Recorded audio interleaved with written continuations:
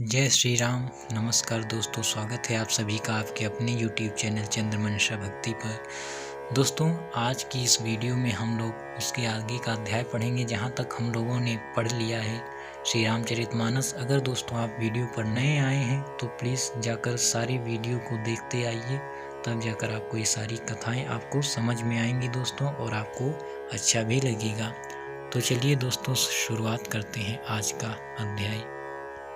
तो दोस्तों, हम लोगों ने इस दोहे तक पढ़ा है जब लक्ष्मण जी ने परशुराम जी से कहा कि हे मुनि, आप क्रोध मत कीजिए, क्रोध तो पाप का कारण होता है, इससे अनुचित ही होता है, हमेशा इसका परिणाम अच्छा नहीं होता है।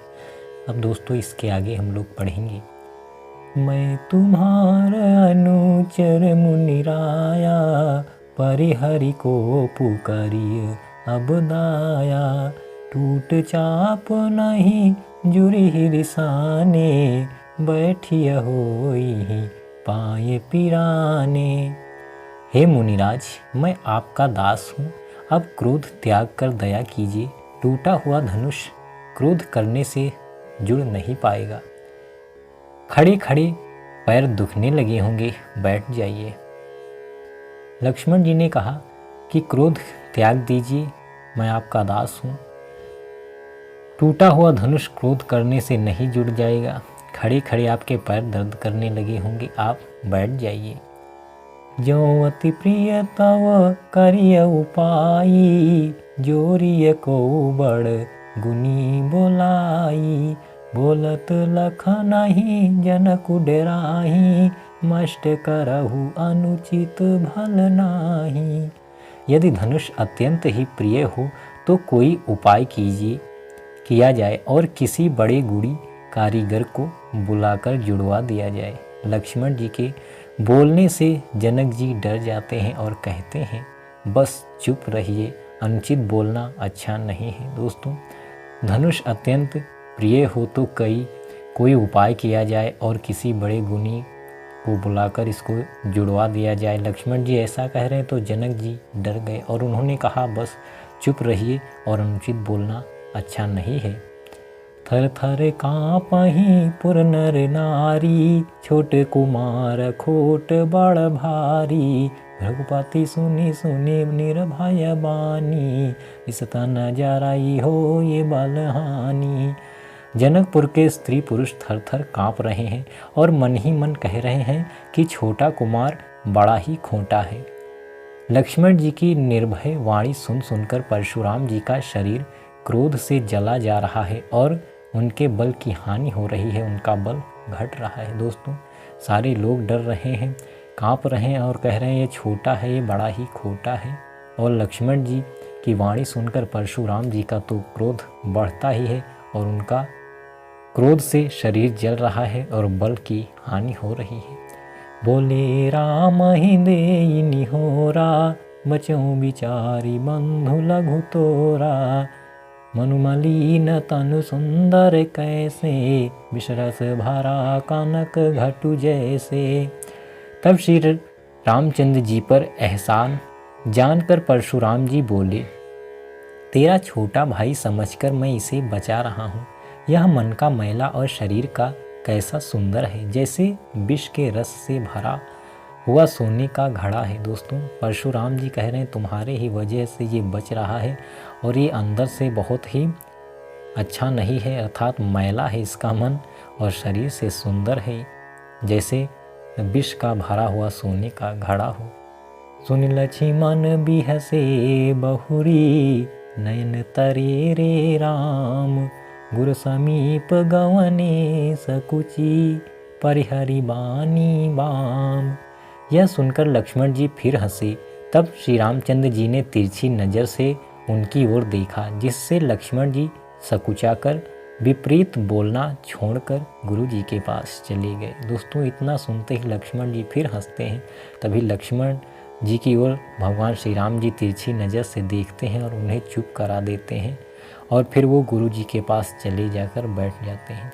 अति विनीत मृदु शीतल बानी, बोले राम जोरी जुग पानी, सुनहु नाथ तुम सहज सुजाना, बालक बचन करिय नहीं काना।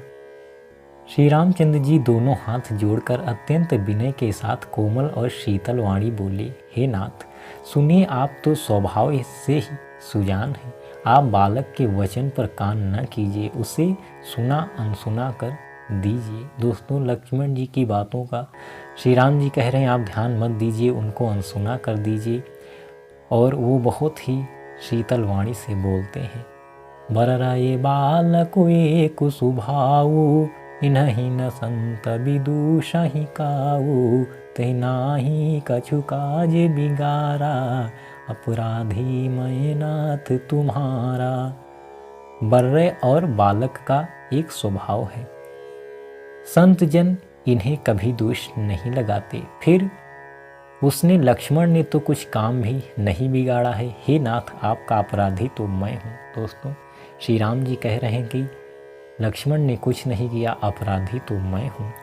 कृपा को पुबधु बंधब गोसाई, मो पर करिए दास की नाई, कहिए बेगी जही विधि सजाई, मुनि नायक सोई करऊं उपाई। अतः हे स्वामी, कृपा, क्रोध, वध और बंधन जो कुछ करना हो दास की तरह अर्थात दास समझकर मुझ पर कीजिए। जिस प्रकार से शीघ्र आपका क्रोध दूर हो, हे मुनिराज, बताइए, मैं वही उपाय करूं। दोस्तों, श्री राम जी कह रहे हैं आपको जो करना हो कृपा करें, क्रोध, वध और बंधन जो कुछ करना हो आप मुझ पर कीजिए और अपना सेवक जानकर कीजिए, दास समझकर कीजिए। कह मुनि राम जाए रिस कैसे, अजहु अनुजत वचितो अनैसे, यही के कंठ कुठारु न दीन्हा, तो मैं काह को पुकारी कीन्हा। मुनि ने कहा, हे राम, क्रोध कैसे जाए, अब भी तेरा छोटा भाई टेढ़ा ही ताक रहा है, इसकी गर्दन पर मैंने कुठार ना चलाया तो क्रोध करके किया ही क्या। परशुराम जी कह रहे हैं कि मेरा क्रोध कैसे जाए, जो तेरा छोटा भाई है ये तो अभी भी मुझे टेढ़ा ही ताक रहा है, और इसकी गर्दन पर अगर मेरा फरसा ना चला तो मेरा क्रोध करने का फ़ायदा ही क्या होगा। गर्भ श्रवहियो निपरवनी, सुनि कुठार गति घोर, परसु अछत देखऊं जियत, बैरी भूप किशोर। मेरे जिस कुठार की घोर करनी सुनकर राजाओं की स्त्रियों के गर्भ गिर पड़ते हैं, उसी फरसे के रहते मैं इस शत्रु राजपुत्र को जीवित देख रहा हूँ। दोस्तों, परशुराम जी कह रहे हैं मेरे फरसे की कुठार जो घोर है इतना, इसकी आवाज़ जो है उसको सुनकर राजाओं के स्त्रियों के भी गर्भ गिर जाते हैं, और ये फिर राजपुत्र अभी तक जीवित क्यों है, मेरा शत्रु है। बाहि हाथ दहाई रिस छाती, भाकुठारु कुंठित नृपघाती, भयो वाम विधि फिर सुभाऊ, मोरे हृदय कृपा कसिकाऊ। हाथ चलता नहीं, क्रोध से छाती जली जाती है। हाय, राजाओं का घातक यह कुठार भी कुंठित हो गया, विधाता विपरीत हो गया, इससे मेरा स्वभाव बदल गया, नहीं तो भला मेरे हृदय में किसी समय भी कृपा कैसी। दोस्तों, लक्ष्मण जी का जो स्वभाव था उसकी वजह से परशुराम जी को बहुत ही क्रोध आया, लेकिन अब वो कह रहे हैं कि मेरे हाथ चलता नहीं और क्रोध से छाती जली जाती है, अर्थात वो कुछ कर भी नहीं पा रहे हैं और क्रोध भी बहुत है। लेकिन वो कह रहे हैं कि विधाता आज विपरीत हो गया है, इसीलिए मेरा स्वभाव बदल गया है, नहीं तो मैं किसी पर कृपा नहीं करता। आजु दया दुख दुसह सहावा, सुनि सौमित्री बिहसि सिरुनावा, बाऊ कृपा मूरति अनुकूला, बोलत बचन झरत जनु फूला। आज दया मुझे यह दुसह दुख सहा रही है। यह सुनकर लक्ष्मण जी ने मुस्कुराकर सिर नवाया और कहा, आपकी कृपा रूपी वायु भी आपकी मूर्ति के अनुकूल ही है। वचन बोलते हैं मानो फूल झड़ रहे हैं। जो पाये कृपा जरहि मुनि गाता, क्रोध भाई तनु राख विधाता, देखू जनक हठि बालक येहू, इन्ह चाहत जड़ जम पुर गेहू। हे मुनि, यदि कृपा करने से आपका शरीर जला जाता है तो क्रोध होने पर तो शरीर की रक्षा विधाता ही करेंगे, परशुराम जी ने कहा, हे जनक, देख यह मूर्ख बालक हठ करके यमपुरी में घर निवास करना चाहता है। दोस्तों, लक्ष्मण जी ने जब फिर ऐसी बात कही तो परशुराम जी कहते हैं जनक जी से कि यह मूर्ख बालक जो है ये इतना हठी है, ये यमपुरी में घर निवास करना चाहता है, अर्थात ये मरना ही चाहता है।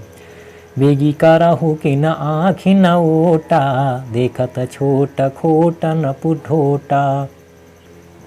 ब्यसे लखनु कहाँ मन माही, मूंदे आँखि कतहु कऊ नाही।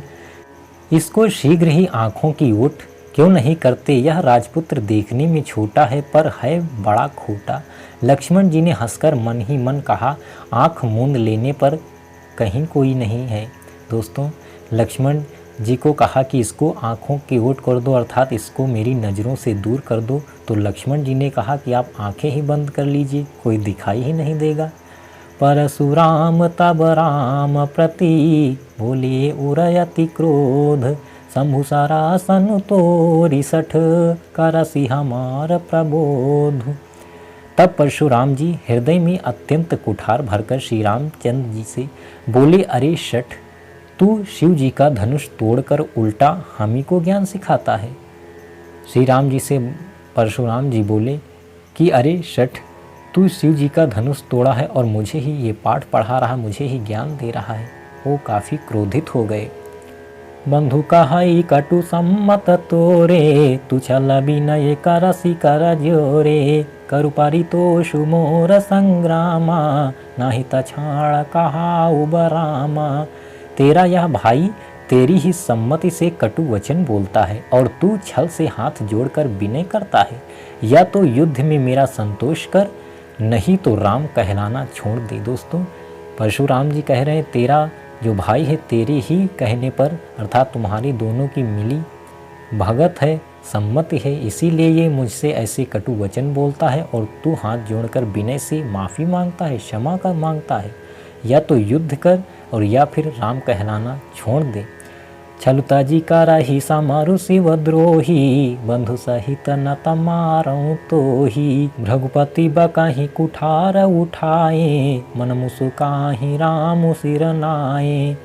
अरे शिव द्रोही, छल त्याग कर मुझसे युद्ध कर, नहीं तो भाई सहित तुझे मार डालूंगा। इस प्रकार परशुराम जी कुठार उठाए बक रहे हैं और श्री रामचंद्र जी सिर झुकाए मन ही मन मुस्कुरा रहे हैं। दोस्तों, परशुराम जी तो युद्ध के लिए उतावले हैं और कह रहे हैं मैं तुम दोनों भाइयों को मार डालूंगा, और श्री रामचंद्र जी सर झुकाए हैं और मुस्कुरा रहे हैं। गुनाह लखन कर हम पर रोषु, कतहु सुधाई हुते बड़ दोषु। टेढ़ जानी सब बंदई काहू, बक्र चंद्र महि ग्रसई न राहु। श्री रामचंद्र जी ने मन ही मन कहा, गुनाह दोष तो लक्ष्मण का और क्रोध मुझ पर करते हैं। कहीं कहीं सीधेपन में भी बड़ा दोष होता है।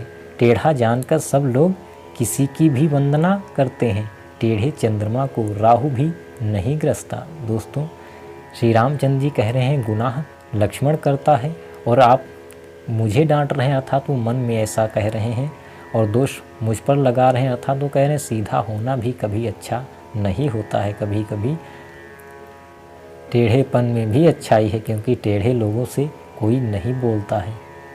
राम कहो रिस तजिए मुनीसा, कर कुठार आगे यह सीसा। जहि रिस जाई करिय सोई स्वामी, मोहि जानिए आपन अनुगामी। श्री रामचंद्र जी ने प्रकट कहा, हे मुनीश्वर, क्रोध छोड़िए, आपके हाथ में कुठार है और मेरा यह सिर आगे है। जिस प्रकार आपका क्रोध जाए हे स्वामी वही कीजिए, मुझे अपना अनुचर दास जानिए। श्री राम जी ने कहा कि आपका कुठार है, फरसा है और मेरा सर है, आपको जो करना है वो कीजिए। प्रभु ही सेवक ही समारु कस, तजहु विप्रवर रोसु। बेशु बिलो के कहे सिकछु, बालकहु नहीं दोसु। स्वामी और सेवक में युद्ध कैसा, हे ब्राह्मण श्रेष्ठ, क्रोध का त्याग कीजिए। आपका वीरों का सा वेश देखकर ही बालक ने कुछ कह डाला था, वास्तव में उसका भी कोई दोष नहीं है। दोस्तों, श्री राम जी ने कहा कि सेवक और स्वामी में कोई युद्ध नहीं है। आप ब्राह्मण श्रेष्ठ हैं, क्रोध का त्याग कीजिए। और आपका वीरों सा वेश देखकर ही बालक ने कुछ कहा है, वास्तव में उसका दोष नहीं है। अब आप जो चाहते हैं वो कर सकते हैं। तो दोस्तों आज के अध्याय में बस यहीं तक। जय श्री राम, नमस्कार।